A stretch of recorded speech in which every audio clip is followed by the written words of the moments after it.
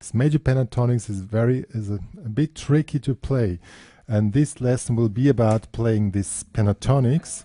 As you know, major pentatonics is related to minor pentatonics. It's actually the same patterns, but the root note is somewhere else. Like in this case, I play the D major pentatonics.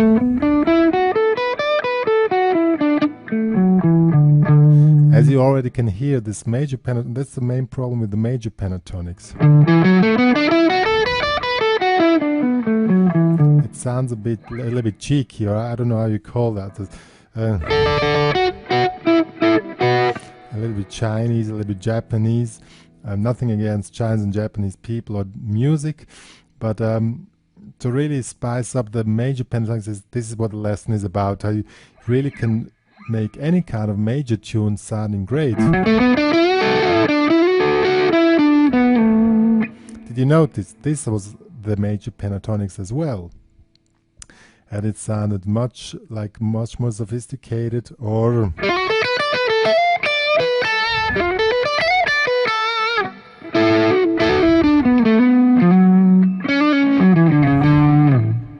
and the way to mix a little bit up with some different scales or modes, and then you really can get some cool stuff together with the major pentatonics.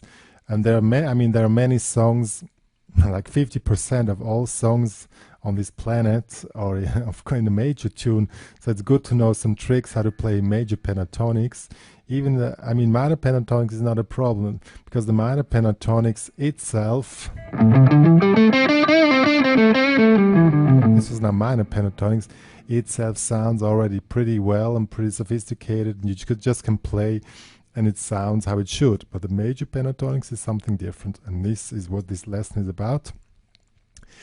On an example of a green tune of mine, I don't have a name for it till now. It's not even released now, but we checking it out because it's great, because it's always on this D chord, and you really can check it out, the major pentatonics, and some tricks. So let's check it out. So first I'm going to play a little sequence together with the track, that you have an idea how it sounds. I think I'm pretty sure you're going to love it, and then you just get an idea, and then we are going to get into explanations.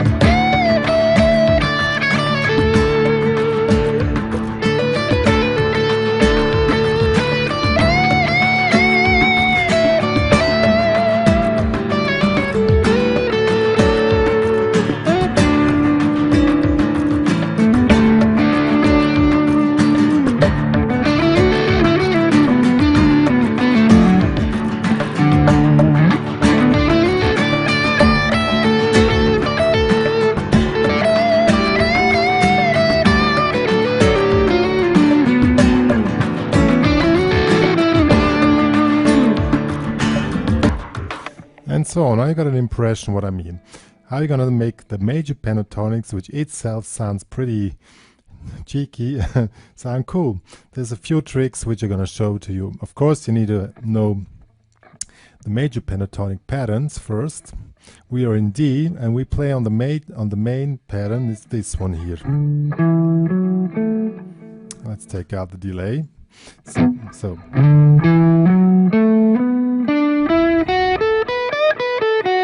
This is position 1 of the major pentatonics, position 2 of the major D major pentatonic, this one here.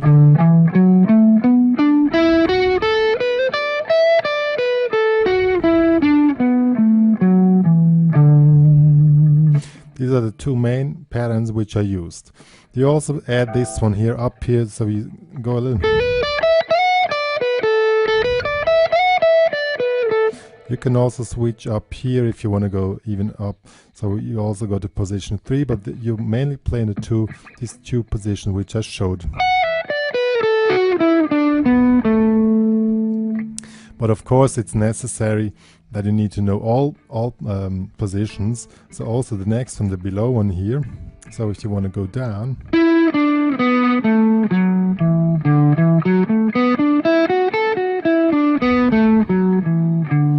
So this one is position 5, since this one is position 1, 2, and so this must be 5. Yeah.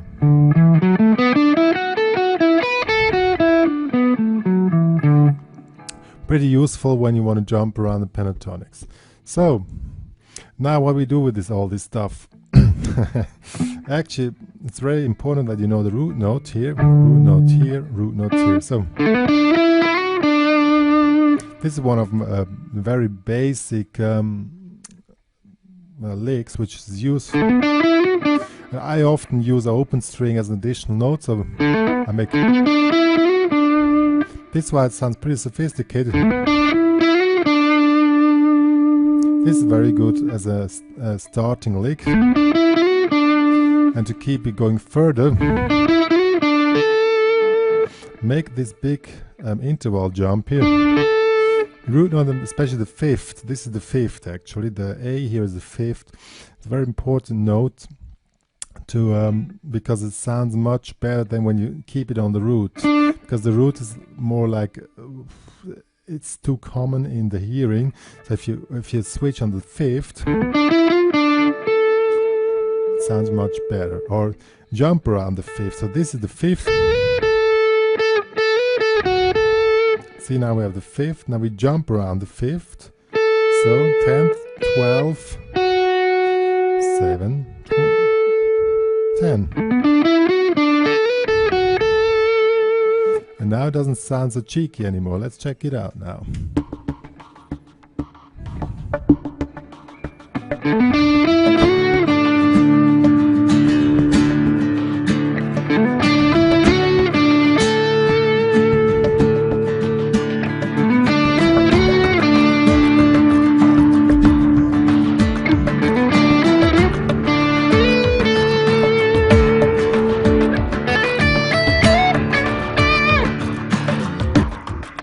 Now, what I did now, I use the same lick on the high position. So we switch to the position. So you can use either the slide, also with the open B string.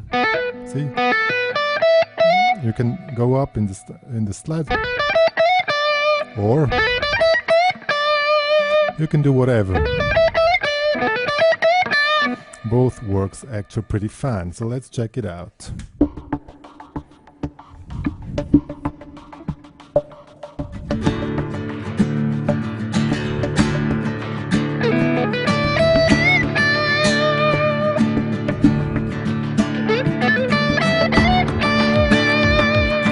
See, it works pretty fine.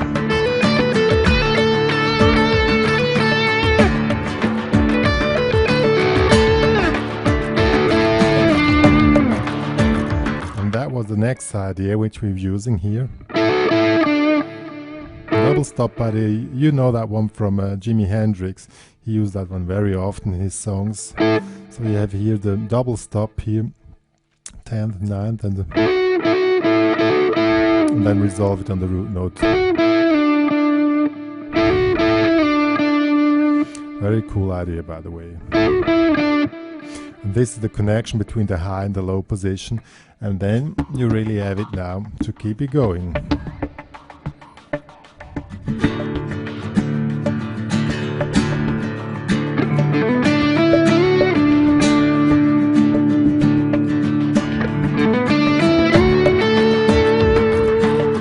What you also can do,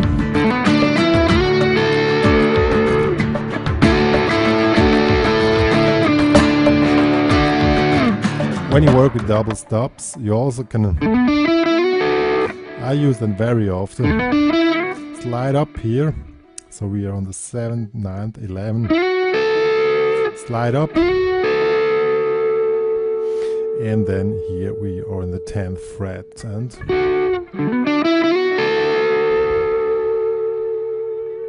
And you can, and then you switch to the other double stop.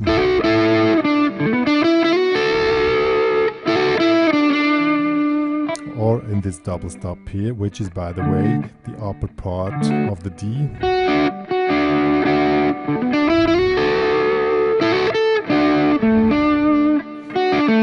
Also try to work with this triad here, because this is the upper part of D.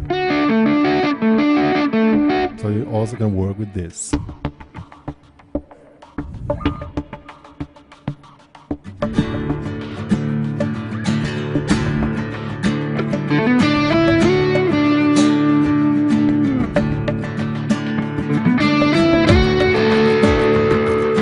So it works very nice.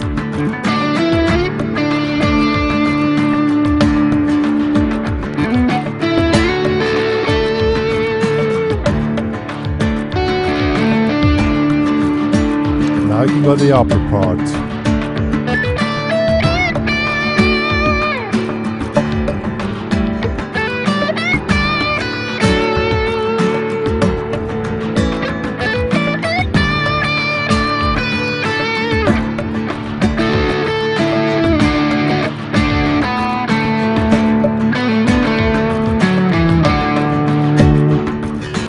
Then when you want to finish a phrase, as I said before, the 5th is a very good note to rest. So you stay here on the 7th fret, then resolve it here on the D.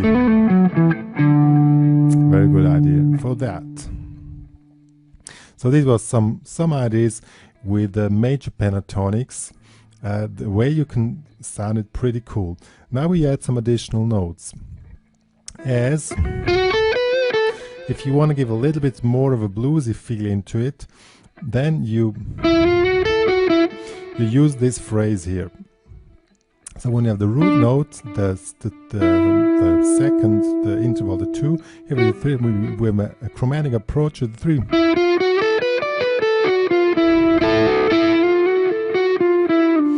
If you have you want to have a little bit more bluesy stuff in it, but still sound in a major tune,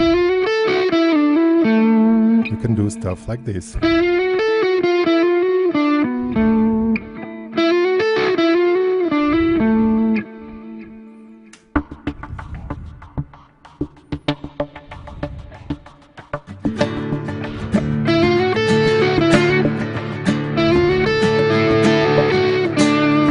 a little bit more bluesy.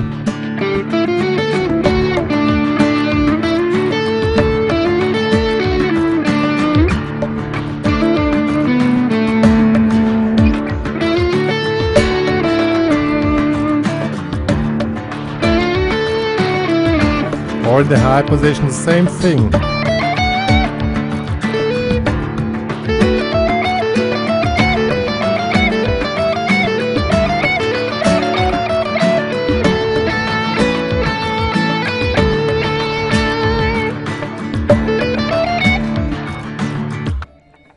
Same thing here, we have here the 5th, the 6th, here we have the root note, the 2, and here with a chromatic approach to the triad. And now I made this little phrase.